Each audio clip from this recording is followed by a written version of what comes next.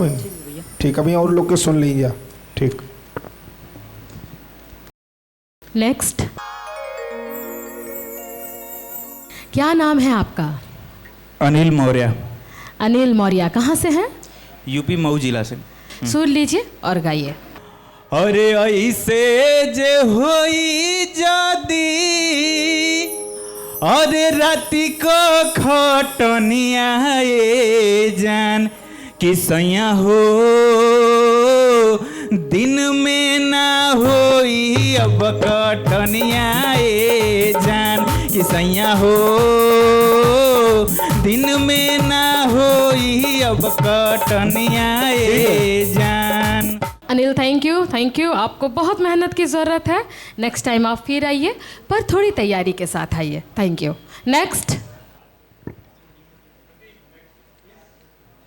महेंद्र यादव जी, कहाँ से आइल बनी आप? वैसे हम प्रतापगढ़ उत्तर प्रदेश से हैं। अच्छा। लेकिन अब मुंबई में काफ़ी सालों से रह रहे हैं। वाह, सीखते हैं कहीं भैया? जी, अभी अच्छा। स्टार्ट किए हैं। अरे वाह वाह वाह, चलिए तब तो बढ़िया गाएंगे आप, सुना दीजिए। हर के हुलाई सुपावा, के हुलाई सुपावा, के हुनरियलावा, के लाई कोसी के समान हो। कैसे की करब छठी माई तोर बरतिया, बॉर्डर पे सैया बहमार हो। तनी सा ठुमका लगा के हल्का सा। हाँ, कैसे? के कैसे की करब छठी माई तोर बरतिया, बॉर्डर पे सैया बहमार हो। केहू लाई सुपवा, केहू नरियलवा, के लाई कोसी के समान हो। कैसे की करब छठी माई तोर बरतिया, बॉर्डर पे सैया बहमार हो। अब आइल बड़ा, एक आक लाइन और सुन लेते हैं आपसे, सुना दीजिए कुछ। घाम लागता ए राजा, घाम लागता, बजा दीजिए भाई, बजा दीजिए। बहरा में करे लायराम, तू तो बहरा में करे लायराम। चैत में हमरा घाम लागता, तू तो बहरा में करे लायराम। ठीक है, बहुत बहुत धन्यवाद। चैत में हमरा घाम लागता।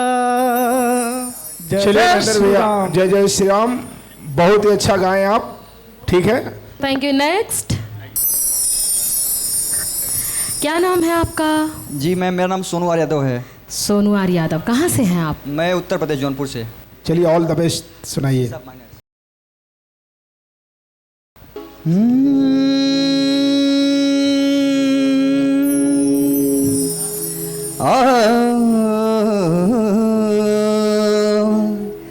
अखिया में कवन जादू, चुरा के तू रख ले बड़ू।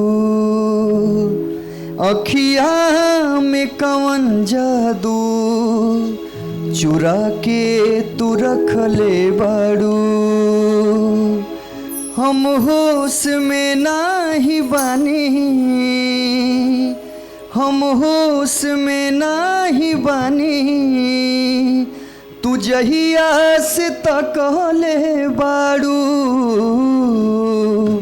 अखिया में कवन जादू, चुरा के तू रख ले बाड़ू। ठीक है, अच्छा है। आप दादरा में बजा दीजिए। अखिया में कवन जादू, स्लो में चुरा के तू रख ले बाड़ू। अखिया में कवन जादू, चुरा के तू रख ले बाड़ू। ओढ़नी के कोरे कुछ और सुना दीजिए। मरही के बाटे तो मरदा न जान से, मरही के बाटे तो मरदा न जान से। काहे के मुआवेलू नजरिए के बान से, काहे के मुआवेलू नजरिए के बान से। और कुछ?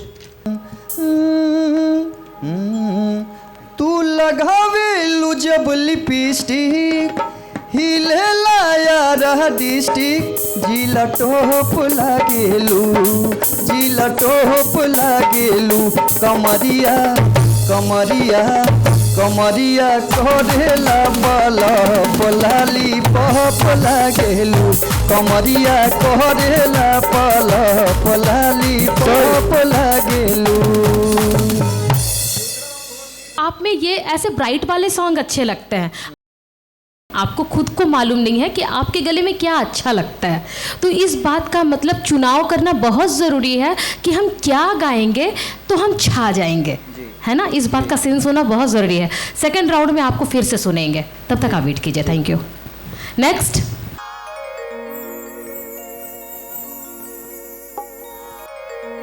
नमस्ते, क्या नाम है आपका? वीर निखिल पाठक। कहाँ से है निखिल? मैं यूपी प्रतापगढ़ से हूँ। ओके, क्या गाएंगे? लोकगीत। ठीक है, आप सुर ले लीजिए और गाइए।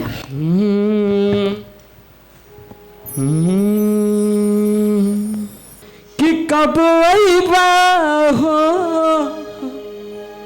कि कब आईबा, अरे कब आईबा, कि कब आईबा हो, कब आईबा, कब आईबा, कि बहताटे हो बहताटे पूर्व बयार, हे राजा कब आईबा, आज कब आईबा हो, कब आईबा, कब आईबा,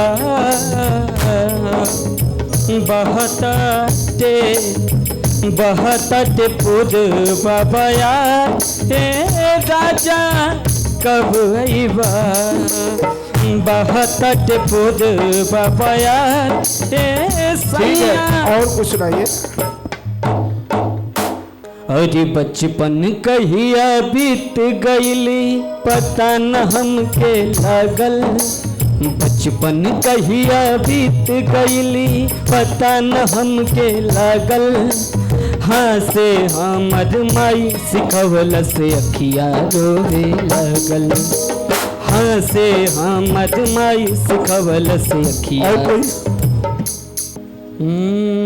हाजी कन्नवा में शोभे वाली जुड़ा से लगा के जाली, हाजी कन्नवा में शोभे वाली जुड़ा से लगा के जाली, चाल चलेली मत वाली बगल वाली, बगल वाली जान मारेली, बगल वाली जान मारेली।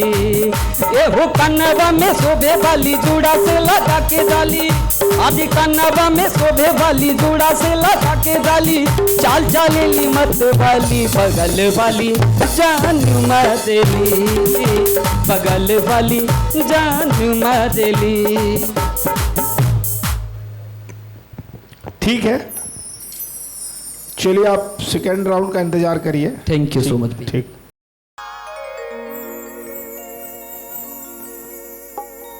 आपका नाम क्या है? राजन चीरा। अच्छा, क्या गाएंगे? यही अभी जो लेटेस्ट में चल रहा है। जो चल रहा है लेटेस्ट, उसी तेवर में गा के बताइए तो, बताइए। हाँ, तो हर बाल काली काली रेशम जैसन लगातारू ये जान तू तो बम जैसन, तो हर बाल काली काली रेशम जैसन लगातारू ये जान तू तो बम जैसन, सारी लड़किन में बढ़िया लागेलू, सड़िया में सवरिया लागेलू, सड़िया में सवरिया लागेलू, सड़िया में सवरिया लागेलू, सड़िया में सवरिया लागेलू। और कुछ सुनाएंगे? तू लगावेलू जब लिपस्टिक हीलेला डिस्ट्रिक्ट, तू लगावेलू जब लिपस्टिक हीलेला यारा डिस्ट्रिक्ट, जिला टाप लागेलू जिला टाप लागेलू ओढ़न कमरिया कमरिया कमरिया करेला पला पलाली पाप लागेलू कमरिया करेला पला पलाली पाप लागेलू तू लगावेलू जब लिपस्टिक हिले डिस्ट्रिक्ट तू लगावेलू जब लिपस्टिक हिले डिस्ट्रिक्ट बहुत बहुत धन्यवाद। तू बहुत आगे जेबो ठीक है, लेकिन Thank you, आज sir. ऐजा नहीं खा जात ठीक है, कोई बात नहीं सर। ऐजा नहीं खा जात, तैयारी भैया करिए फिर मिले के हम नेक्स्ट टाइम उनको हाँ। बुलाइए, इतना एंटरटेनमेंट किए हैं, है ना? ठीक है, Next बहुत time बहुत आइए धन्यवाद। ठीक है मैम, बहुत धन्यवाद। चलिए, जा thank you. सकते हैं आप। ठीक, थैंक यू मैम। कि फूल जैसन कोमल बा तोहरी कलाई, फूल जैसन कोमल बा तोहरी कलाई, गोरी तोहार बदन लागेला बर्फी मलाई, गोरी तोहार बदन लागेला बर्फी क्या बात मलाई। है, बहुत बढ़िया भैया, बहुत तैयारी करे के बाद आपके। The Mazza presents Marty Kelal Superstar Season 2 Special Partner Herovita Co-powered by Ultratech देश का number 1 cement hygiene partner candid dusting powder के ऑडिशन के फर्स्ट राउंड कंप्लीट हो गई बा और सेकेंड राउंड शुरू होके जा रहा बा। तो जजेस का रहुआ लोगन तैयार बानी सेकेंड राउंड खातिर? एकदम तैयार बनी जा और अब चाहब कि दू जना के बुलावल जाओ और सुन लेवे के। ठीक बा, जैसन कि हम सब लोगन सुन लेने बानी तो अब दो कंटेस्टेंट के फेस ऑफ शुरू होके जा रहल बा। तो रउआ लोगन तैयार बानी? ठीक बा, ई घमासान अभी शुरू होके जा रहल बा। आई शुरुआत करल जाई।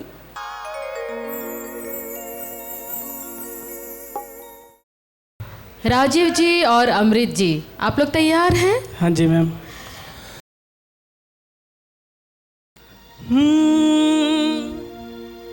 अरे धड़ केला तुहरे नवे करे जावा कुहकावा ना कर जावा कुहकावा ना हो। अरे डार्लिंग कहिया होई हमनी। चलिए ठीक है, अब मैं चाहूंगा दूसरे प्रतिभागी को बुलाया जाए। सर आइए राजीव जी।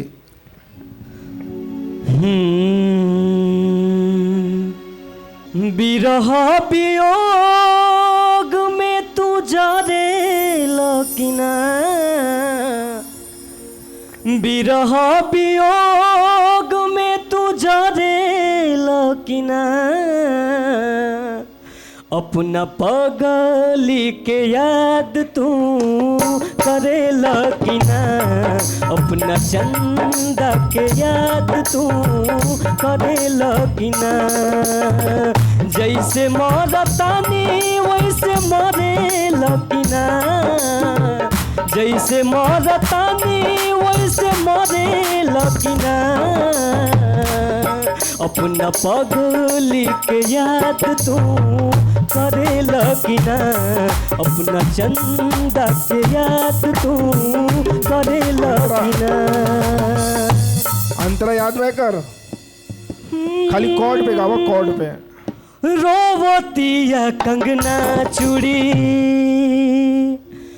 लहठी बेचारी, हाथ के मेहदिया देले काटी काटी गारी। अरे हरता हिया तू हरे कि हरता हिया तू हरे लकिना, हरता हिया तू हरे लकिना, अपना पगली के याद तू करे लकिना, अपना चंदा के याद तू करे लकिना। बहुत बढ़िया, अच्छा कोशिश बा, लेकिन बस ये रिक्वेस्ट करब कि अगर आगे जा तड़ो तो या बड़ा सतर्क रहे के पड़ी, बड़ा तैयारी करे के पड़ी, ठीक है? राजीव, आगे भी मतलब आपको हम लोग भेजेंगे। आपका प्रयास बहुत अच्छा है। आप हम लोग अब आपको बाकी के जो आगे जो जज हैं उनके हवाले करते हैं। आप अच्छा कर रहे हैं पर और प्रैक्टिस कीजिए। Wish you all the best. Next आइए, गाइए। ओढ़नी के रंग पियर जादू चला रहल बा, लागे कि जैसे खेतवा में सरसों फुला रहल बा। ओढ़नी के रंग पियर, ओढ़नी के रंग पियर जादू चला रहल बा, लागे कि जैसे खेतवा में सरसों फुला रहल बा, लागे कि जैसे खेतवा में सरसों फुला रहल बा। हेलो, हम लोग चाहेंगे कि आप लोग विदाउट रिदम हम लोग आप लोगों को सुने, क्योंकि ये गले का मतलब टेस्ट है। नैन तोहर कजरारी दिलवा पे करे बम्बारी, नैन तोहर कजरारी दिलवा पे करे बम्बारी, लचकेला कमरिया ऐसे जैसे लचके बसवारी, स्वारी स्वारी कहतारू स्वारी स्वारी। सोनू सॉरी, आपको मेहनत की ज़रूरत है। आप नेक्स्ट टाइम आइए। आवाज़ बहुत अच्छी है पर आपको तैयारी की ज़रूरत है और अपने अकॉर्डिंग गाने आप लेकर आइए जी। उनको भी सुन लेते हैं हम लोग, देखते हैं जी। कि अवतार कई के नौकरिया, कि अवतार कई के नौकरिया, अरे अवतार कई के नौकरिया, जाके कीन लिहा तू बजरिया, कुसुम रंग सड़िया जा जी, ब्लाउज गोकरिया जा जी, कुसुम रंग सड़िया जा जी, ब्लाउज गोकरिया जा जी। अरे अवतार कई के नौकरिया, अवतार कई के नौकरिया, जाके कीन लिहा तू बजरिया, कुसुम रंग सड़िया जा जी, ब्लाउज गो। और कुछ सुनाइए। कि तू तो बम्बई में बड़ा राजा जानी हो, तू तो बम्बई में बड़ा राजा जानी, जवानी मोरे जा जाता, तू तो बम्बई में बड़ा राजा जानी, जवानी मोरे जा जाता, जवानी मोरे जा जाता। अच्छा ठीक है ठीक है ठीक है। हमको लग रहा है कि 5 लगाइए, 5 से गा लेंगे। अवतार कई के नौकरिया गाइए। अरे अवतार कई के नौकरिया, ए हो अवतार कई के नौकरिया, जाके कीन लिहा तू बजरिया, कुसुम रंग सड़िया जा। देखिए अब मैं बता रहा हूँ, वहीं पे देखिए रहिएगा आप। ठीक, देखिए इसका भाव मैं आपको थोड़ा मोड़ा, मेरी आवाज़ लगी है, ठीक है। आप दोनों भाई लोग हैं, अब आगे जाइए चाहे ना जाइए, ठीक। ये चीज़ हो गया। आया हे देखा ई बात बा। अरे की अवतार कई के नौकरिया, ये फोर्स। अरे अवतार कई के नौकरिया, अच्छा के कीन ले आई हो बजरिया, कुसुम रंग साड़िया राजा जी, ब्लाउज गोकरिया राजा जी, कुसुम रंग साड़िया राजा जी, ब्लाउज गोकरिया राजा जी। अरे अवतार कई के नौकरिया, जाके कीन ले आई हो बजरिया, कुसुम रंग साड़िया राजा जी, ब्लाउज गोकरिया राजा जी, कुसुम रंग साड़िया राजा जी, ब्लाउज गोकरिया राजा जी। ठीक ना? अरे अवतार कई के नौकरिया, हाँ सही है। अरे अवतार कई के नौकरिया, जाके कीन लिहा तू बजरिया, कुसुम रंग सड़िया राजा जी, ब्लाउज गोकरिया राजा जी, कुसुम। बहुत बढ़िया तैयारी है, बस थोड़ा सा, ठीक है ना भाई। बड़ा जा हमेशा आप लोग साथे रही ला जा, ठीक है। और इस चीज़ के समझ बजा तो बहुत आगे जी बजा।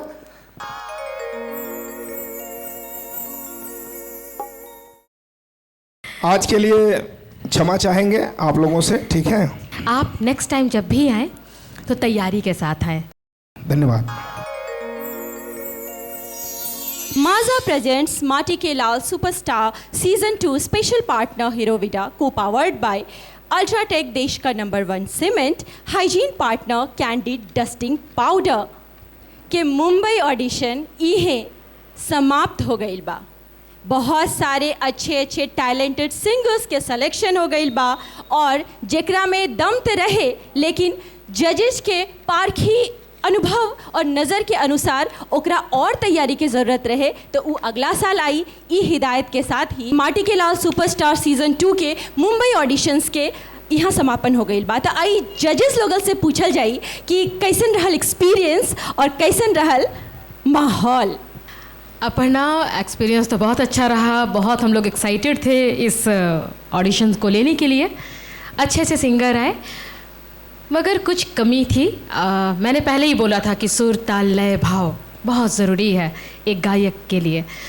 किसी में सुर था तो ताल नहीं थे, किसी में सुर ताल दोनों था तो भाव नहीं था।